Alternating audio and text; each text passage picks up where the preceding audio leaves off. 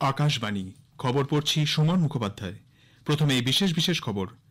বিশেষ একটি শিল্পগোষ্ঠীর বিরুদ্ধে উৎকোচের অভিযোগ সহ বিভিন্ন ইস্যুতে বিরোধীদের হৈহট্টগোলের জেরে সংসদের উভয় সভার অধিবেশন আজও দিনের মতো মুলতবি হয়ে গেছে।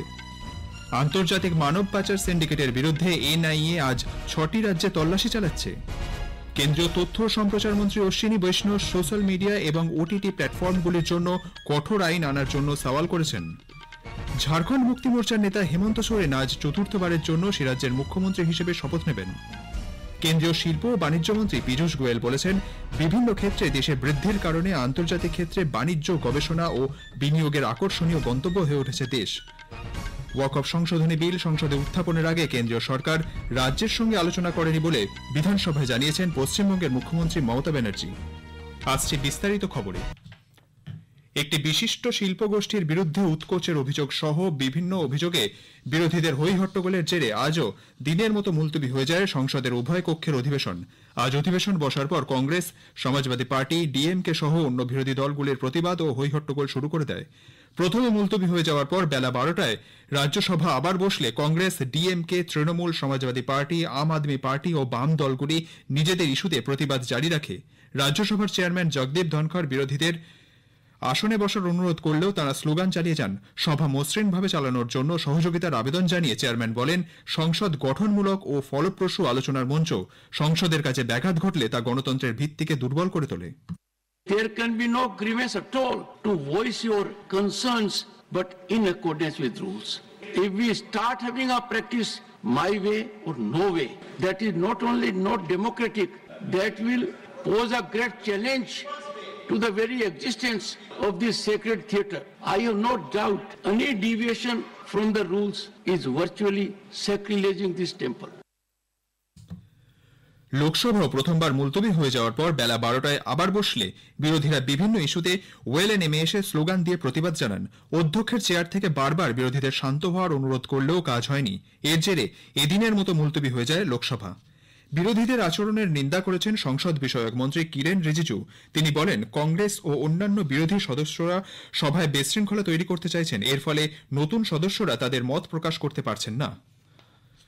লোকসভা ও রাজ্যসভার কাজে ব্যাঘাত ঘটানোর জন্য বিরোধীদের সমালোচনা করেছেন কেন্দ্রীয় মন্ত্রী প্রহ্লাদ যোশীও। সংসদ ভবন চত্বরে আজ সাংবাদিকদের তিনি বলেন, অধ্যক্ষ ও চেয়ারম্যানের অনুমোদন করা বিষয়গুলি নিয়ে সরকার আলোচনা করতে প্রস্তুত।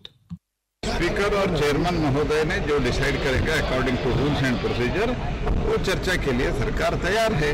डिस्टर्ब करने में क्या है, तो पहले ही आके बिना कुछ मांग रखते हुए डिस्टर्ब भी करते हैं। क्या करेगा?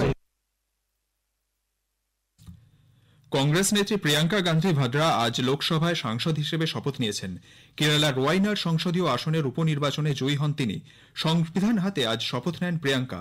একই সঙ্গে মহারাষ্ট্রের নান্দের লোকসভা কেন্দ্রের উপনির্বাচনে জয়ী রবীন্দ্র বসন্ত রাও চৌহান আজ শপথ নিয়েছেন। আন্তর্জাতিক মানব পাচার সিন্ডিকেটের বিরুদ্ধে কেন্দ্রীয় তদন্তকারী সংস্থা এনআইএ আজ ৬টি রাজ্যের ২২টি জায়গায় তল্লাশি চালাচ্ছে। মায়ানমার ও লাওসে থাকা বিভিন্ন সাইবার জালিয়াতির কেন্দ্রের বিরুদ্ধে চলা তদন্তের সঙ্গে এর সম্পর্ক রয়েছে। মানব পাচার চক্রের সঙ্গে ক্রিপ্টোকারেন্সি এবং কল সেন্টার জালিয়াতির যোগ রয়েছে বলে খবর। বহু ভারতীয় নাগরিককে এই চক্রের সঙ্গে জোর করে যুক্ত করা হয়েছে। কেন্দ্রীয় তথ্য সম্প্রচার মন্ত্রী অশ্বিনী বৈষ্ণব সোশ্যাল মিডিয়া এবং ওটিটি প্ল্যাটফর্মগুলির জন্য কঠোর আইন আনার পক্ষে সওয়াল করেছেন। লোকসভায় এক অতিরিক্ত প্রশ্নের উত্তরে তিনি বলেন, সামাজিক মাধ্যমে অশ্লীল বিষয়বস্তু ছড়িয়ে পড়া রুখতে বর্তমান আইনগুলিকে আরও শক্তিশালী করা প্রয়োজন। সংবাদপত্রের মতো তথ্য যাচাইয়ের ব্যবস্থা না থাকায় সোশ্যাল মিডিয়া অনেক ভুয়ো এবং আপত্তিকর বিষয়বস্তু প্রচার করে বলেও তাঁর অভিমত। দেশে বিভিন্ন ক্ষেত্রে বৃদ্ধির কারণে আন্তর্জাতিক ক্ষেত্রে বাণিজ্য, গবেষণা ও বিনিয়োগের আকর্ষণীয় গন্তব্য হয়ে উঠেছে ভারত। আজ দিল্লিতে সাংবাদিক বৈঠকে একথা জানিয়েছেন কেন্দ্রীয় শিল্প ও বাণিজ্য মন্ত্রী পীযূষ গোয়েল। তিনি জানান, ডিজিটাল ইন্ডিয়া অভিযান দেশে বিপ্লব এনেছে। এর ফলে তথ্য ভাণ্ডার, কৃত্রিম বুদ্ধিমত্তা সংক্রান্ত গবেষণা ও গ্লোবাল ক্যাপাসিটির কেন্দ্র হিসেবে গোটা বিশ্বের কাছে ভারতকে তুলে ধরা গেছে। हमने डिजिटल इंडिया लॉन्च किया, लोगों तक ब्रॉडबैंड या इंटरनेट कनेक्टिविटी पहुंचाई, लोगों के पास स्मार्टफोन उपलब्ध होने लगे, यहां तक कि अब 93 करोड़ यूजर्स इंटरनेट के साथ भारत में जुड़े हुए। शायद ही कोई परिवार होगा जिसके पास आज कम से कम एक smartphone connected with the internet ना हो। আন্তঃসংযুক্ত গ্রেড নেটওয়ার্কের সূচনা এবং পরিকাঠামো ক্ষেত্রে উন্নয়ন দেশের যোগাযোগ ব্যবস্থায় বিপ্লব এনেছে বলে জানান কেন্দ্রীয় মন্ত্রী। অন্যদিকে শ্রী গোয়েল আরও জানিয়েছেন, ব্রিটেন এবং মার্কিন যুক্তরাষ্ট্রের সরকারের পরিবর্তন হলেও তাদের সঙ্গে দেশের বর্তমান বাণিজ্য অংশীদারিত্বে কোনো প্রভাব পড়বে না। ঝাড়খণ্ড মুক্তি মোর্চার নেতা হেমন্ত সোরেন আজ চতুর্থবারের জন্য সে রাজ্যের মুখ্যমন্ত্রী হিসেবে শপথ নেবেন।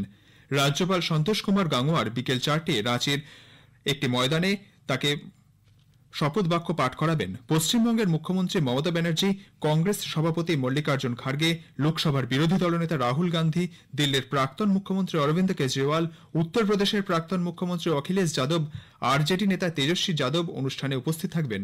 উল্লেখ্য, 81 সদস্যের বিধানসভায় বিরোধী জোট 56টি আসন পেয়েছে। অন্যদিকে বিজেপি নেতৃত্বাধীন এনডিএ 24টি আসনে জিতেছে।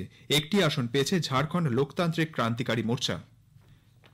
খবর শুনছেন আকাশবাণী থেকে। ওয়াকফ সংশোধনী বিল সংক্রান্ত যৌথ সংসদীয় কমিটির চেয়ারম্যান জগদম্বিকা পাল এই সংক্রান্ত রিপোর্ট পেশের সময়সীমা 2025-এর বাজেট অধিবেশনের শেষ দিন পর্যন্ত বাড়ানোর প্রস্তাব উত্থাপন করেন। সংসদে প্রস্তাবটি গৃহীত হয়েছে।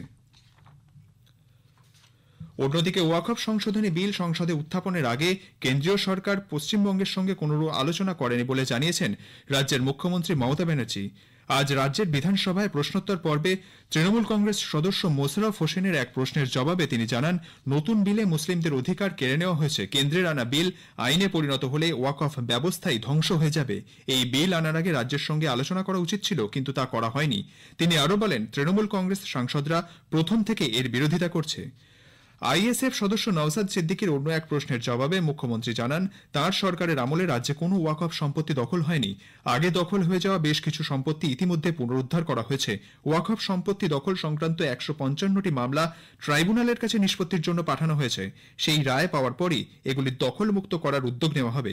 একই রকমভাবে রাজ্যে অনেক খাস জমিও দখল হয়েছে বলে মুখ্যমন্ত্রী জানিয়েছেন। মানবিক কারণে দীর্ঘদিন ধরে ওইসব জায়গায় যারা আছেন তাদের উচ্ছেদ করা যাচ্ছে না। সরকারি জমি তা কেন্দ্রীয় হোক বা রাজ্যের, বেদখল হওয়া আটকাতে দলমত নির্বিশেষে সকলকে সক্রিয় হওয়ার আবেদন জানান তিনি। ডি অ্যামোনিয়াম ফসফেট বা ডিএপি সারের দ্রুত সরবরাহ নিশ্চিত করতে কৃষকরা যাতে সহজেই এই সার পান, তার জন্য কেন্দ্রীয় সরকার সমস্ত প্রয়োজনীয় পদক্ষেপ নিচ্ছে। কেন্দ্রীয় রাসায়নিক ও সার মন্ত্রক জানিয়েছে, উদ্ভূত পরিস্থিতির মোকাবিলায় রাজ্য সরকার, রেল এবং সার কোম্পানিগুলির সঙ্গে সমন্বয় সাধন করা হয়েছে। বিশ্বজুড়ে সমস্যা সত্ত্বেও 2024-25 রবি মরশুমে অক্টোবর এবং নভেম্বর মাসে 17 লক্ষ টনের বেশি ডিএপি বিভিন্ন বন্দরে নিয়ে আসা হয়। এছাড়াও প্রায় 6,50,000 টন সার দেশে উৎপাদিত হয়। এই সার রাজ্যগুলিকে পাঠানো হয়েছে। দক্ষিণ পশ্চিম বঙ্গোপসাগরে গভীর নিম্নচাপের প্রভাবে শ্রীলঙ্কার আবহাওয়া পরিস্থিতি এখনও যথেষ্ট খারাপ। দুর্যোগের কারণে এখনও পর্যন্ত 12 জন মারা গেছেন, 2 জন নিখোঁজ রয়েছেন বলে জানা গেছে। বিপর্যয় মোকাবিলা কেন্দ্র জানিয়েছে, দ্বীপ রাষ্ট্রের 23টি জেলার 3 লাখের বেশি মানুষ ব্যাপকভাবে ক্ষতিগ্রস্ত হয়েছেন।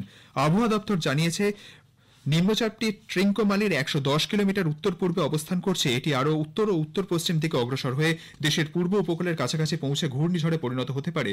সতর্কতামূলক ব্যবস্থা হিসেবে 27,000-এর বেশি মানুষকে 267টি নিরাপদ আশ্রয়ে সরিয়ে নিয়ে যাওয়া হয়েছে।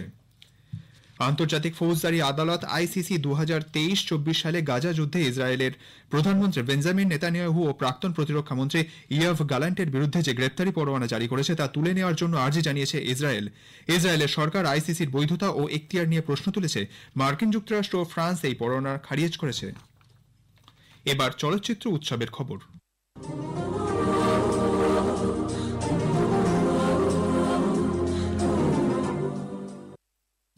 ভারতের 55তম আন্তর্জাতিক চলচ্চিত্র উৎসবের আজ শেষ দিন। বর্ণাঢ্য এক অনুষ্ঠানের মাধ্যমে আজ সন্ধ্যায় এই উৎসবের শেষ হবে। যুব সম্প্রদায় ও চলচ্চিত্র সৃজনশীল ভবিষ্যতের জন্য উচ্চাকাঙ্ক্ষীদের ক্ষমতায়ন শীর্ষক একটি আলোচনায় চলচ্চিত্র নির্মাতা রমেশ সিপ্পি আজ বক্তব্য রাখেন। এরপর সিপ্পি মোহিত সেনের সঙ্গে passion for perfection, Ramesh Sippy's philosophy বিষয়ে আলাপচারিতা করবেন। আজ ভারতীয় চলচ্চিত্রের সেরা নবাগত পরিচালক হিসেবে মনোনীত মনোহারা কের মিক্কা বান্নাদা হক্কি প্রদর্শিত হবে। এরপর উৎসবের শেষ সিনেমা ড্রাই সিজন 2টি প্রেক্ষাগৃহে দেখানো হবে। শেষ করার আগে খবরের বিশেষ কিছু অংশ আরেকবার। বিশেষ একটি শিল্পগোষ্ঠীর বিরুদ্ধে উৎকোচের অভিযোগ সহ বিভিন্ন ইস্যুতে বিরোধীদের হৈ হট্টগোলের জেরে সংসদের উভয় কক্ষের অধিবেশন আজও দিনের মতো মুলতবি হয়ে গেছে। কেন্দ্রীয় তথ্য ও সম্প্রচার মন্ত্রী অশ্বিনী বৈষ্ণব সোশ্যাল মিডিয়া এবং ওটিটি প্ল্যাটফর্মগুলির জন্য কঠোর আইন আনার জন্য সওয়াল করেছেন। ওয়াকফ সংশোধনী বিল সংসদে উত্থাপন করার আগে কেন্দ্রীয় সরকার রাজ্যের সঙ্গে আলোচনা করেনি বলে পশ্চিমবঙ্গের মুখ্যমন্ত্রী জানিয়েছেন। খবর শেষ হলো।